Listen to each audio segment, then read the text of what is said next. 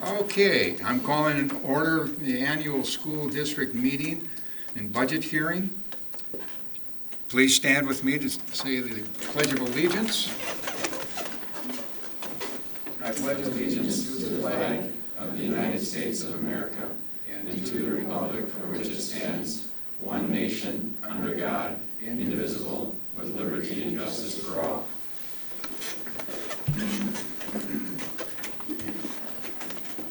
Agenda B, I am opening nominations for election of a chairperson for the annual meeting. Are there any nominations from the floor? I nominate President Boucher to be the chairperson. Do I have a second? Second. All in favor? Aye. Motion carries. I am seeking a motion to close nominations. A second, please. Seeking a motion first. Second. All in favor? Aye. So now we do have to do the vote on actually approving you then? Yes. Okay. Well, basically, that had taken care of everything, right? But you closed the nominations after the vote. Yes. So. Okay, so I will, all in favor? Aye. Opposed? Motion carries. I will serve as your chairperson. We'll keep it moving. All right. I'm designating Cassie Peck as the secretary for the annual meeting. Will you accept it? Yes. Good. All right. The chair designates Cassie and Josh Fagut to assist in the voting process and to tally votes at this meeting if necessary.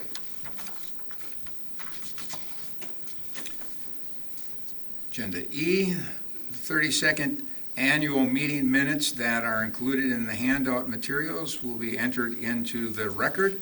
I don't need a motion for that. We'll continue on. Mr. Bushman, you have a brief statement of the district presentation. I do, President Boucher. Okay, Good evening, Wausau School District. I'm excited to be delivering my second ever State of the District message to the Wausau School Board and the Wausau community as its superintendent. For this is my first official address without the interim tag attached to it as well. So when considering what items include my comments, I evaluated the strengths and challenges that the district is experiencing. I considered the growth and struggles over the past year. Like any school district, the Wausau School District has its challenges. However, I'm proud to say that there continue to be countless amazing things happening throughout the district at all levels every single day. Like I said, we certainly have areas needing growth and improvement. However, the Wausau School District continues to have amazing staff, students, and family members throughout the district. Without question, our people are our biggest strengths.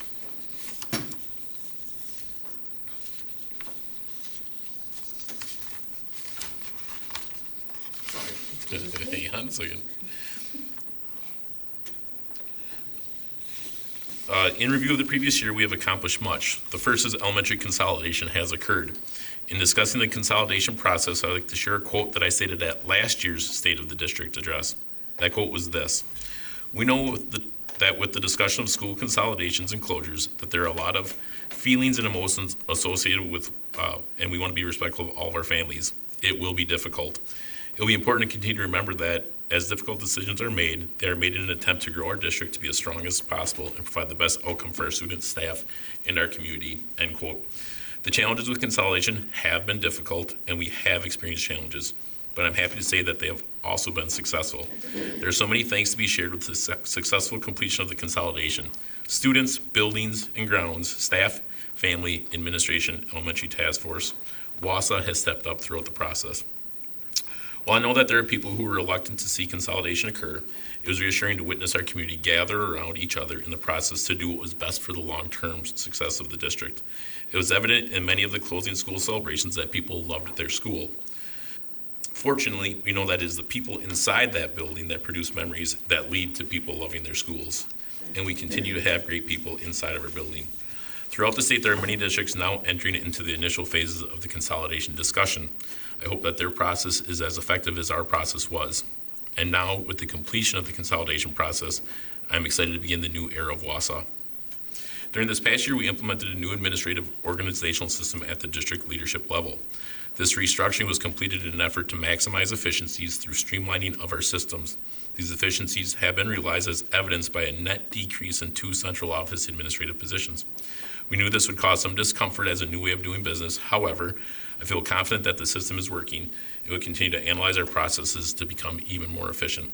Again, we have great people in positions to do great things. Referendum projects from our 2022 referendum continue to progress. We continue to advance our existing projects and have identified the final projects to complete to close out the referendum. The community's generosity in voting for the referendum can be seen throughout the district with finished building projects and is being experienced by our students through the enhancement of our school facilities. We have great facilities throughout our district and now need to focus on the need for deferred maintenance exists. In the spring of last year, the district participated in a community summit to engage a large group of community members in a discussion revolving around the future of our district. The discussions were robust, and it was clear that we have a large sector of our community that is engaged with and loves their district. Through the process, we were able to identify 6 pillars of our district. These pillars include a strong focus on the mental and physical well-being of our students and staff, providing enrichment and intervention opportunities for all students across all grade levels, strong and active community partnerships, investment into our business partnerships throughout the area, enhancing two-way communication, all in the hopes of becoming a destination district. As we move forward, we'll be using these pillars as scoreboards for our district growth. Like many school districts in the state, our budgetary struggles continue to provide significant challenges. However, the district, through various mechanisms, have been able to present a balanced budget to the school board during this budget cycle. It is important to point out that while we are able to present a balanced budget for the school year, this budget does not take into account the large amount of deferred maintenance identified by our CISA 10 partners that continue to exist in our school buildings. This is something that will need continued analysis moving forward. During this past year, I've stated that I feel like the district is in a place of healing and growth. Looking back, some of the challenges that we have overcome through the years have included challenges such as COVID, challenges with Consolidation 1.0, financial constraints, and implementation of Consolidation 2.0. However, with the activities of last year, I feel like the district has established a baseline and is in a place to continue moving forward together. During the elementary school consolidation process and during the community conversations meetings, it was noted by participants that there was a slight but significant change in language used. That change was almost unnoticeable, but it was powerful. During the elementary task force activities, participants changed their verbiage from my school to our schools. Likewise, during our community conversation, the language changed from the district to our district. Slight changes, but significant impact. Even though we continue to have our challenges, it is an exciting time to be in the Wausau School District as we evolve into the future together. To conclude, I'm going to share one more quote from last year's State of the District address, because it rings true this year as well, and is arguably the most important variable of the educational experience. This is what I said. In summary, while the financial picture is not uplifting and will continue to need thoughtful analysis, I want to point out that it is the thousands of interactions on a daily basis that make our district what it is. I've had the opportunity to be in every one of our buildings over the last 3 weeks, and to say that our staff is impressive would be an understatement. From pre-K to high school, I've been able to witness our staff guiding, instructing, helping, and caring for our students. I've witnessed our students learning, laughing, smiling, crying, and being cared for. While we know that we are facing challenges with our financial picture and operational logistics, to see the human element at work in our buildings provides me with hope and optimism and allows me to say that the state of our district is strong and that I will continue to expect great things for the Wausau School District into the future. End quote. I am proud to say that this past year has reaffirmed my words and my beliefs from last year. The state of our district is strong and Wausau will continue to do great things into the future. This concludes my report. Well said, Mr. Bushman. Thank you. And well done.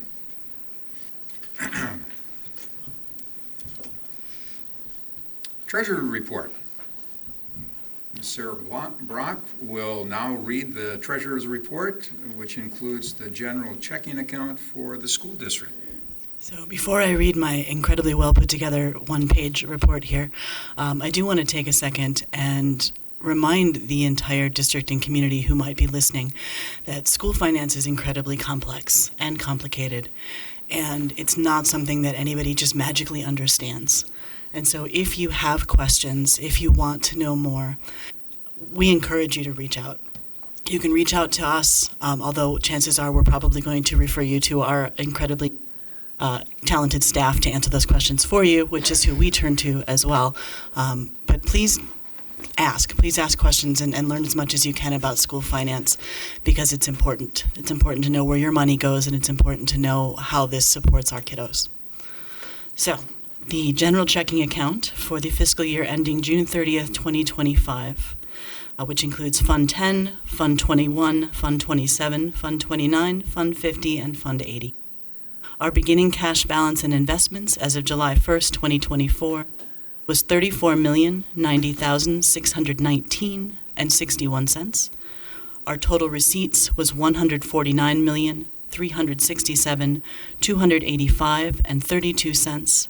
Our total disbursements were $148,392,30.26, with an ending cash balance and investments as of June 30th, 2025, of $35,065,874.67.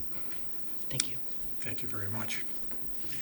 Continuing on with Mr. Vagut, now reading the other post-employment benefits report. Thank you. The other post-employment benefits report for fiscal year ending June 30th, 2025. Cash balance in OPEB trust account, June 30th, 2025, $3,896,266.89. Investment returns, July 1, 2024 to June 30th, 2025, $412,221.45. Total claim disbursements, July 1, 2024 to June 30th, 2025, $2,894,673.39. And our investment manager is Prudent Man Advisors, LLC.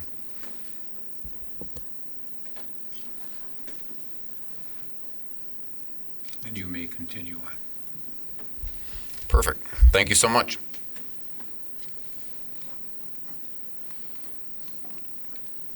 All right, it's working. Okay, so we're here for the budget presentation portion of the budget hearing and annual meeting. Something we do every year. We have the ability to set the annual meeting.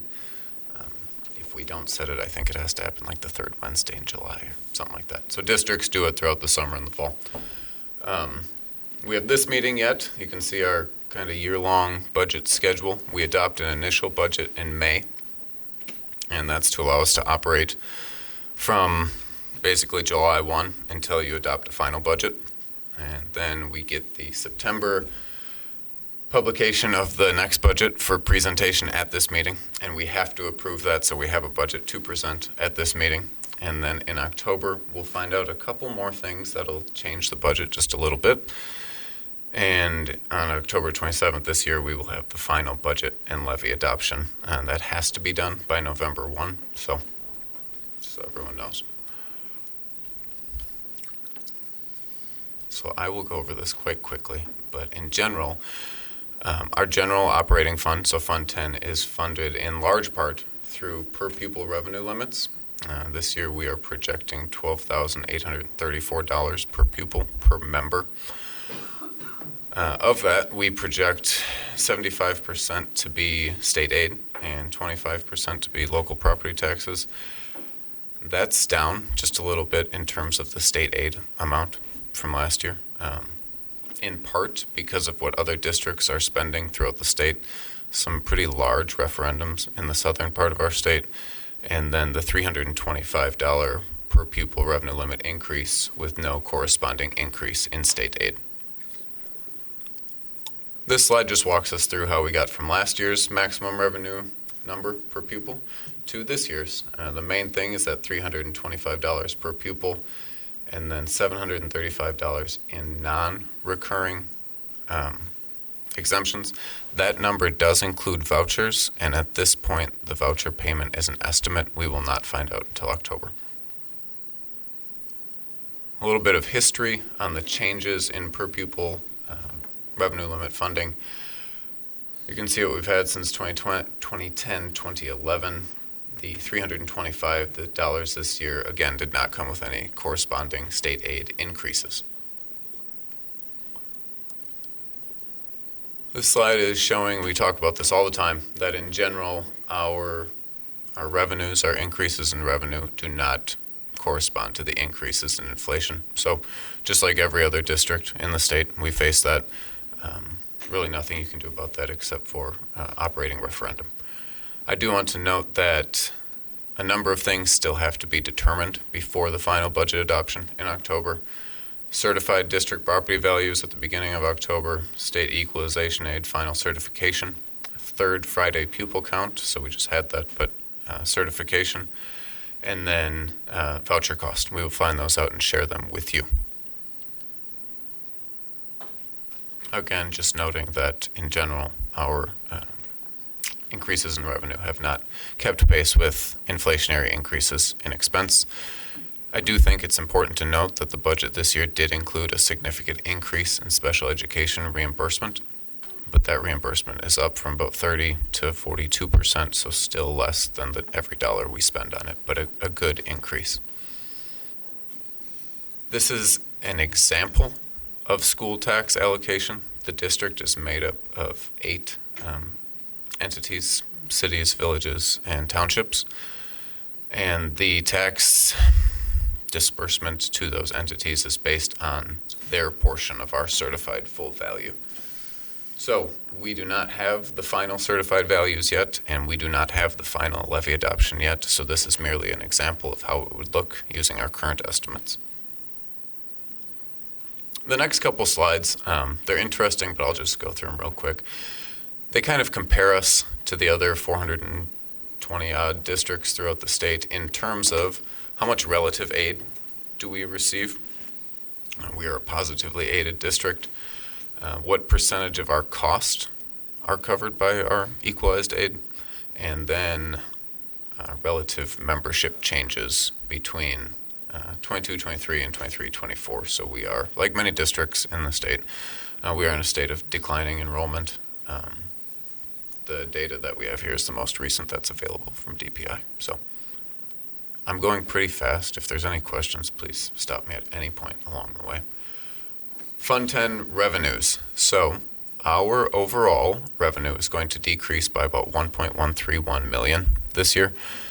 Included in Fund 10 are grants. So a huge part of that is that we don't have ESSER money this year. We did have a per pupil revenue limit increase. So we did have a revenue limit increase, but we did have that decrease in our grant funding. The other thing I'd like to note here, this is a comparison between 24-25 and 25-26, is that we are having a significant increase in our property tax levy in the general fund. The overall tax levy is projected to stay the same. And that's for the reasons I mentioned earlier. The increase in per pupil revenue limit with no corresponding aid increase, and the other district spend throughout the state that influences how much aid we get. In terms of expenditures in Fund 10, they're projected to go down by about 1.9 million. So while both are going down, expenditures are decreasing by more. So that's why we are able to present you with a balanced budget. Estimated grant funding, about 3.94 million in Fund 10, 2.18 million in Fund 27. The biggest difference you'll notice from this year compared to previous years is that it does not say ESSER funding anywhere up there. So that's the reason for the decrease in those.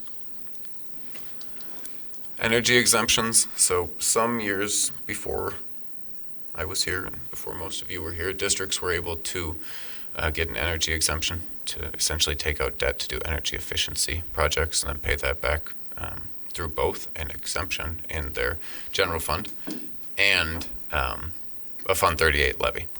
So this year we have retired our Phase 2 energy efficiency exemption. We still do have the one that we will retire in 2026, the Phase 3 energy exemption. That's not something that exists anymore, so it's not something that we can do going forward.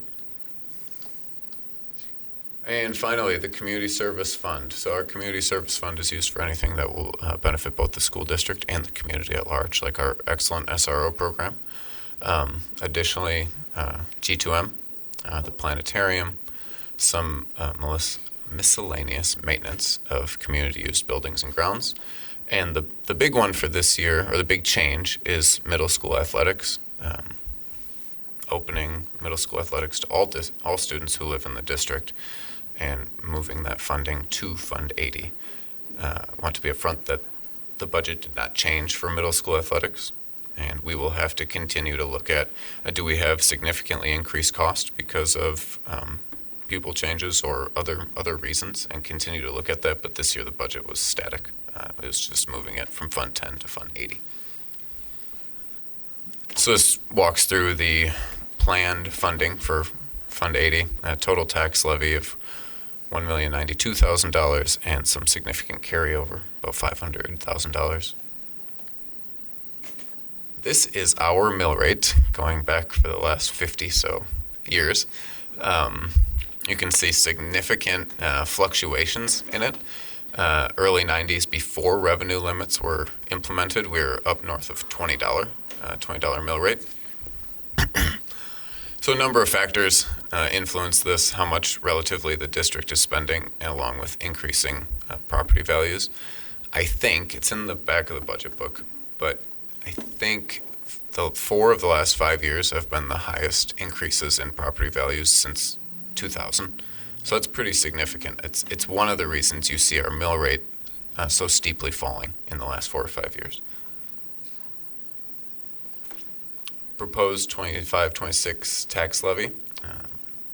This year we're looking at $24,266,518 in the general fund, $1,113,613 in debt service fund 38, $17,913,140 in debt service fund 39, and $1,092,000 in Fund 80. So you will notice that even though there was an increase in the general fund portion of the levy, the overall levy remains, the projection remains flat, and the equalized mill rate is projected to go down by about 60 cents. I do want to say that this is an estimate, and most likely some numbers in here will change, but we feel pretty good about our estimate.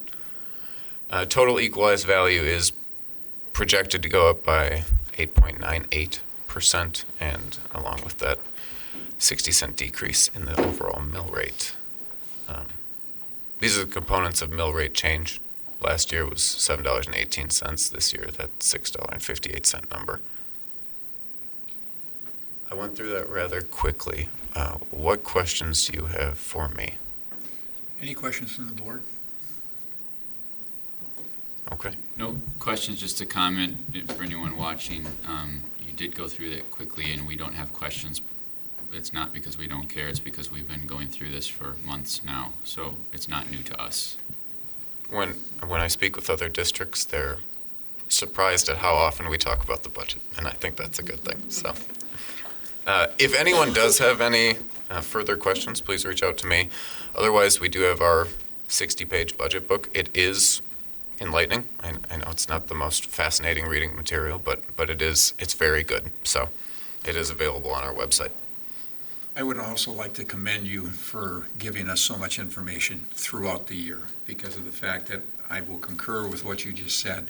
A lot of districts don't do that, and board members are sometimes surprised when the annual meeting comes around. So thank you. Thank you for your leadership in this position, Mr. Bushman, in moving things forward so we are aware of what's going on. So thank you. That concludes. That concludes. I think next is the resolutions. And we will continue with that. We have old business, but we have no old business. Moving on to agenda K1, new business, tax levy for general fund and community service fund. I'm seeking a motion that the amount of $24,266,518 be adopted at the tax levy for the general fund, and $1,092,000 for the community service fund for the 2025-2026 school fiscal year. So moved. Second. Any questions? All in favor? Aye. Opposed? Motion carries. Agenda item K2, tax levy for debt service fund. I'm seeking a motion that the amount of $19,026,753 be adopted at the tax levy for the debt service funds for the 2025 or 2025-26 school fiscal year. So moved. Second. Any questions? All in favor? Aye. Opposed? Motion carries. Agenda item K3, furnish school lunches. I am seeking a motion to furnish school lunches to the students of the school district and the appropriate funds for that purpose. The school lunch program is self-funded through sales of tickets and federal and state subsidies and is accounted for in Fund 50. So moved. Second. Any questions? All in favor? Aye. Opposed? Motion carries. Authorize reimbursement of expenses for school board members.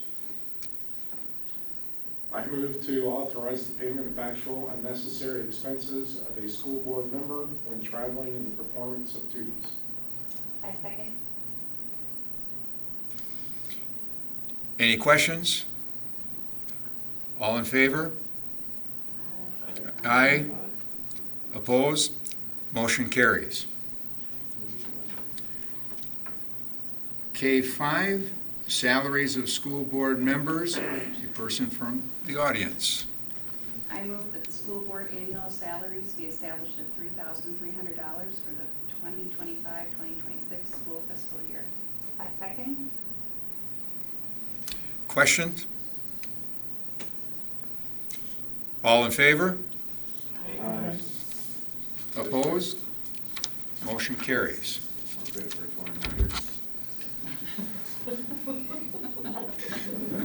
I missed it, but I'll laugh anyway. Agenda item K6, authorize resolution regarding continuing authorization to lease suitable buildings and/or land for school sites. That's not the motion, that's what we're doing. Let me get the motion out, though.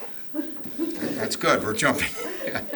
I am seeking a motion pursuant to section 120.10(5) of the Wisconsin statutes that the Board of Education be granted authority through the time of the next annual meeting to lease suitable buildings and/or land for school sites. Second. Questions? All in favor? Aye. Opposed? Motion carries. K7, authorize resolution regarding continuing authorization to convey partial interest in real estate.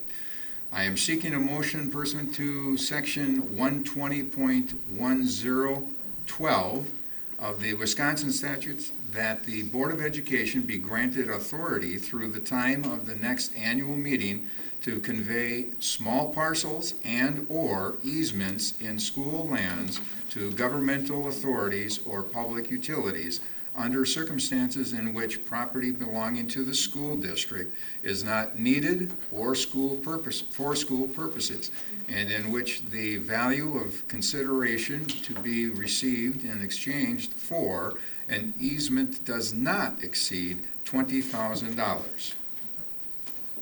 So moved. Second. Questions? All in favor?